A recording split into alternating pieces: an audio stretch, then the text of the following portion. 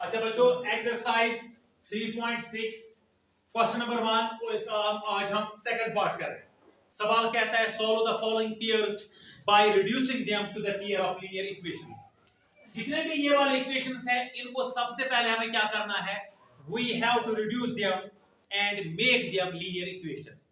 हमें सबसे पहले इनको लीनियर इक्वेशंस बनाना है, बाद में हमें इनको सॉल्व करना है बाय एनी अलजेब्रिक मेथड। वो मेथड वहां पे नहीं लिखा गया है, लेकिन सिर्फ ये इंपॉर्टेंट पॉइंट लिखा गया है reduce them to the pair of linear equations. यानी कि हमें पहले इनको रिड्यूस करना है लीनियर इक्वेशंस में, उसके बाद हमें इनको सॉल्व करना है। तो बच्चों अभी ये लीनियर इक्वेशंस क्यों नहीं है? मैंने आपको एक बार बोला है कि आपके डिनोमिनेटर में वेरिएबल, यहां पे भी डिनोमिनेटर में भी वेरिएबल है, वेरिएबल है, वेरिएबल है और वेरिएबल। इसको हम कैसे खत्म करेंगे आपको तवज्जो से देखना है। मैं अगर यहां पे इसको अपना सॉल्यूशन में यहां से स्टार्ट करता हूं, ये है 2 divide by under root x। अगर मैं इसको ऐसे लिखूं 2 into 1 divide by under root x, फर्क क्या था? तवज्जो। इसका जो ये न्यूमरेटर 2 है इसको मैंने यहां पे रखा, इसके नीचे मैं 1 भी रख सकता हूं और इसको मैं ऐसे भी रख सकता हूं, ठीक है ना? इनटू जो अंडर रूट x था इसका न्यूमरेटर अगर कुछ नहीं है मैंने 1 रखा। क्यों 1 ही रखा? अब आप बोलोगे सर क्यों? ताकि मल्टीप्लाई करके मुझे वापस ये करूं। अगर मैं इसका यहां पे 2 रखूंगा तो 2 टू द 4 हमारा न्यूमरेटर वहां पे 2 ही है। टर्म को मुझे ऐसे ब्रेक करना है कि मुझे टर्म वापस आ जाए। फर्क है पे। तो मैंने यहाँ पे बच्चों क्या काम किया, इसका न्यूमरेटर मैंने 1 बनाया क्योंकि x जो है वो मुझे डिनोमिनेटर में ही रहना चाहिए। इसको भी ब्रेक करेंगे प्लस 3 इनटू यहाँ पे न्यूमरेटर में 1 बनाऊंगा 1 divide by under root y is equal to 2। ये मेरी इक्वेशन फर्स्ट थी, ये मेरी इक्वेशन सेकंड थी, ये गिवन इक्वेशंस थे ना। अब ये वाली इक्वेशन यहाँ पे आ गई, let it be equation third, इसका मैं थर्ड नाम। सिमिलरली हम इस इक्वेशन को भी बच्चों तवज्जो 4 इनटू इसको लिखिए, इसको अलग मैं करूंगा, इसको मैं लिखूंगा 1 divide by under root x। यहां पे और यहां पे सेम आ गया बच्चों। मैं लेकिन आपने नहीं बोला सर आप क्यों अलग कर रहे हो? मैं इसलिए अलग कर रहा हूं ताकि मैं बाद में इसको लेट कर सकूं, ताकि बैक लास्ट एस्पेक्ट की लेट करे, ताकि मैं इसको लेट कर सकूं बाद में, इसलिए मैं इसको अलग कर रहा हूं। समझ आया? तो और मकसद मेरा क्या है, जो डिनोमिनेटर में वेरिएबल है ये किसी तरीके से खत्म होना चाहिए। शाबाश। तो अब यहां पे आते हैं हम यहां पे -9 into 1 divide by under root y। समझ अच्छा? 9 1 9 अंडर रूट y into 1 तो अंडर रूट y आएगा फिर से वापस। ब्रेक करने से कोई फर्क नहीं पड़ना चाहिए। Is equal to -1। This is my equation 4। अब बच्चों यहां अगर आप गौर करोगे 1 divide by under root x, 1 divide by under root x, 1 divide by under root y, 1 divide by under root y। मैं लेट करता हूं इस टर्म को और इस टर्म को, इसको मैं रखता हूं किसी भी वेरिएबल के बराबर। Let 1 divide by under root x, इसको मैं रखता हूं बराबर p, and 1 divide by under root y, इसको मैं रखता हूं q के बराबर। समझ अच्छा? बच्चों में मुझे इसमें लेट जरूरी करना है ताकि मुझे पहले क्या बननी चाहिए, लीनियर इक्वेशन, बाद में वैल्यू अपना वापस दूंगा। लेकिन सबसे पहले मेरी कोशिश क्या होनी चाहिए, मुझे इसको लीनियर इक्वेशन बनाना है और नीचे वाला जो डिनोमिनेटर में वेरिएबल है ये खत्म होना चाहिए। अब देखो बच्चों, अगर मैंने लेट किया 1 divide by under root x को किसके बराबर, p के बराबर, तो ये वाली इक्वेशन क्या बनेगी, 2 तो अपना ही 1 divide by under root x के बराबर p हो गया 2p प्लस 3 हो गया अपना ही 1 divide by under root y के बदले q। समझ अच्छा? Is equal to 2। This is my equation 4। ये लीनियर इक्वेशन हो गई। This is my equation 5। अब ये लीनियर इक्वेशन बन गई। अब ये लीनियर इक्वेशन देखिए ना, यहाँ पे p वाली टर्म फिर q वाली टर्म, यहाँ पे कांस्टेंट टर्म। हालांकि यहाँ पे हम कांस्टेंट टर्म को यहाँ भी ला सकते हैं, 2 इधर प्लस था इधर आएगा माइनस उधर बचेगा 0। लेकिन अगर मैं इस फॉर्म में भी रखूंगा तब ये लीनियर इक्वेशन, लेकिन सिर्फ आप constant term right hand side. अब इसी तरीके से 4 तो अपना ही, समझ अच्छा? 1 divide by under root x के बदले p, -9 अपना ही 1 divide by under root y के बदले q is equal to -1। This is my equation 6। मैंने इनको लीनियर इक्वेशंस बना दिया, अब मुझे इनको सॉल्व करना। चलिए किसी भी मेथड के जरिए से, चलिए हम इसको एलिमिनेशन मेथड ही अप्लाई करेंगे।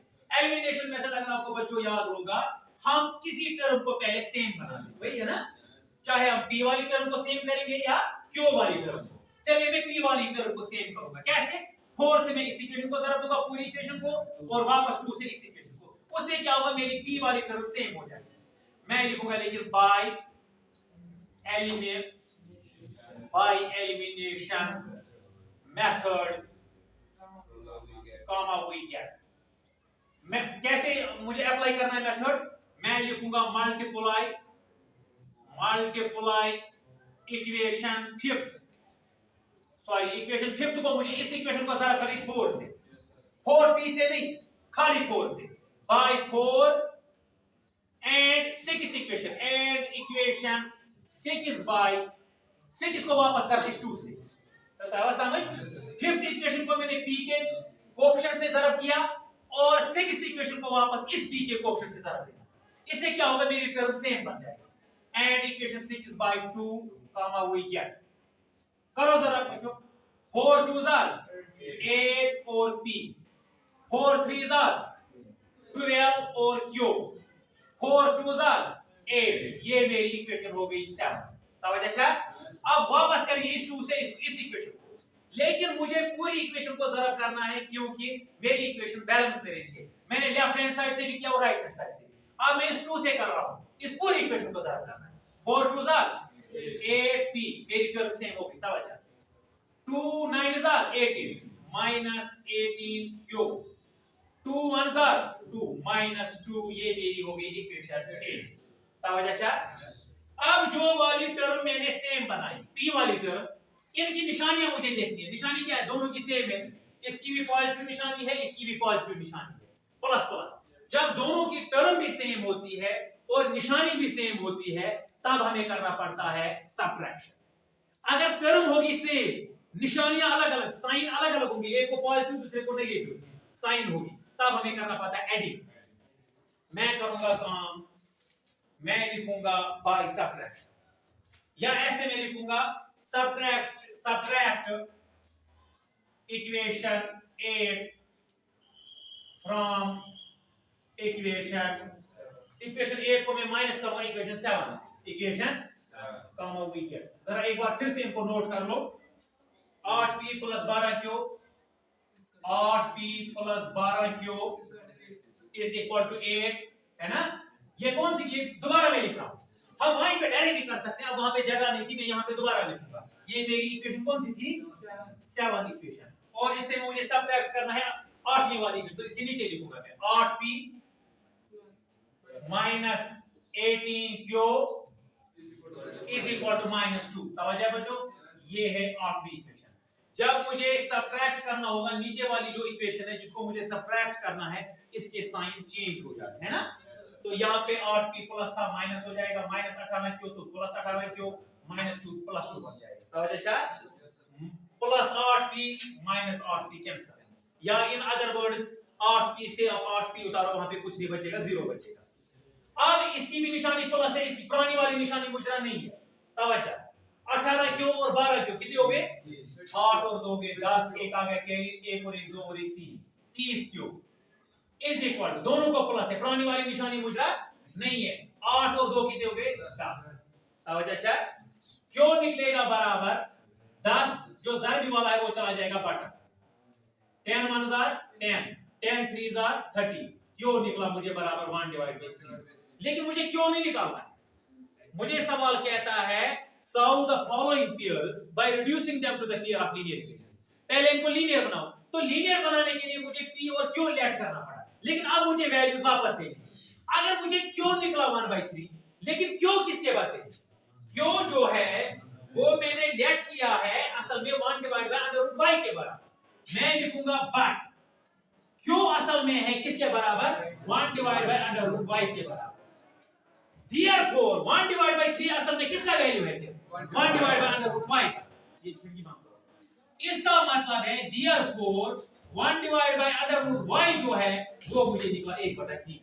समझ आया? मैं बताऊं, अगर मुझे q का वैल्यू निकला 1/3, असल में ये किसका वैल्यू है? 1/√y का, क्योंकि q जो है वो बराबर है 1/√y।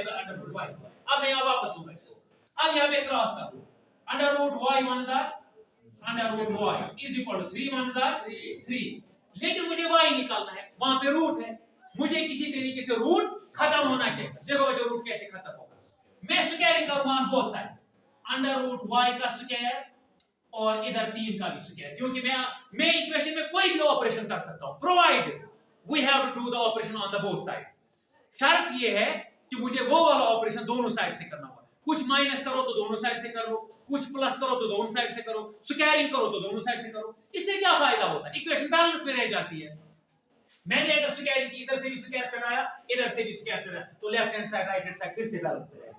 अब मैं करूंगा तो ये वाला स्क्वायर और ये स्क्वायर मैं नहीं हटाऊंगा, मैं स्क्वायर और रूट हटाऊंगा, y निकलेगा बराबर 3 स्क्वायर 3 3 9, एक सॉल्यूशन मेरा आओ। अच्छा अब मैं करूंगा बच्चों काम, अब आपको गौर से देखना, मुझे अब q को पुट करना है, अब आपको y को पुट करने की जरूरत नहीं है, मैं करूंगा पहले q को पुट। जब मैं q को पुट करूंगा इस इक्वेशन में तो वहां पे मुझे p निकलेगा, फिर p से वापस मुझे क्या निकलेगा x। देखो अब मैंने पहले क्या निकाला q, मैं लिखूंगा put q is equal to 1 divide by 3, लेकिन यहां पे आपको ख्याल रखना ये आपको उस इक्वेशन में नहीं करना जहां अभी इक्वेशन x और y में थी। मैंने इक्वेशन को फिर x और y के बदले किस पे लाया, p और q में। p और q में मैंने लीनियर कहां पे इनको बनाया, लीनियर बनाते बनाते मैं पहुंच गया था यहां पे। आपको याद ही नहीं है 5th में या 6th में, यानी कि जहां पे मैंने इसको लीनियर इक्वेशन बनाया था वहीं पे मुझे q को पुट करना है, वहां पे मुझे निकलेगा q, नहीं q मुझे पुट करना है वहां पे मुझे निकलेगा p, फिर p से मैं वापस निकालूंगा x। शाबाश, तो put q is equal to 1 by 3 in equation 5, in equation 5 comma we get. जरा बच्चों 5 आप 5 में भी कर सकते हो, 6th इक्वेशन में, 5th में भी 6th में भी। तो 5th है 2p प्लस 3q, वही है ना, plus 3q is equal to 2। तवज्जो बच्चों 2 और p ऐसे ही प्लस 3 इनटू q के बदले 1 divide by 3 is equal to 2। तवज्जो है 3 और 3 कैंसिल है कि 3 1 are 3 3 1 are 3, वहां पे निकला 2p plus 1 1 are 1 1 divide bye 1 हो गया 1 इज इक्वल टू 2। तवज्जो अच्छा 2p मुझे निकालना, इसको मैं रखूंगा वहीं पे, 2 अपने साइड में 1 चला जाएगा उधर तो माइनस 2p निकलेगा बराबर 2 में से 1 तो 1, p निकलेगा बराबर 1 जो ज़ारबी वाला हो जाएगा बटा 2। लेकिन मुझे p नहीं निकालना है बच्चों, मुझे क्या निकालना है x। p जो है अगर p निकला 1 बटा 2 इसका मतलब है ये मुझे निकला 1 divide by under root x मुझे निकला, क्योंकि p जो है किसके बदले है 1 divide by under root x। मैं लिखूंगा यहां पे बट p जो है वो असल में है 1 divide by under root x। Therefore जो p का वैल्यू वो असल में किसका वैल्यू है 1 divide by under root x का, क्योंकि इसके बदले है मैंने लेट किया था यहां पे मैंने लेट किया था 1 divide by under root x जो है वो p के बराबर है।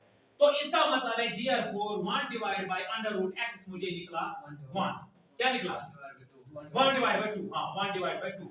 अब यहां पे क्रॉस करो, अंडर रूट x का आया, under root x is equal to 2 1 are 2, लेकिन मुझे वहां की तरह यहां भी प्रॉब्लम होगी, मुझे x चाहिए, यहां पे मुझे अंडर रूट x निकला, मुझे x अब अंडर रूट को खत्म करना है, यानी कि रूट को मुझे खत्म करना है।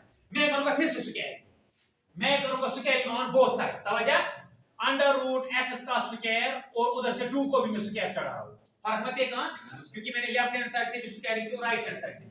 अब ये स्क्वायर और ये रूट खत्म, x निकला 2 2 4, तो इसका मतलब है x निकला मुझे 4 और y निकला था मुझे, y क्या निकला y निकला था मुझे 9, y निकला मुझे 9। ये हो गया हमारे दो सॉल्यूशंस। क्लियर हुआ?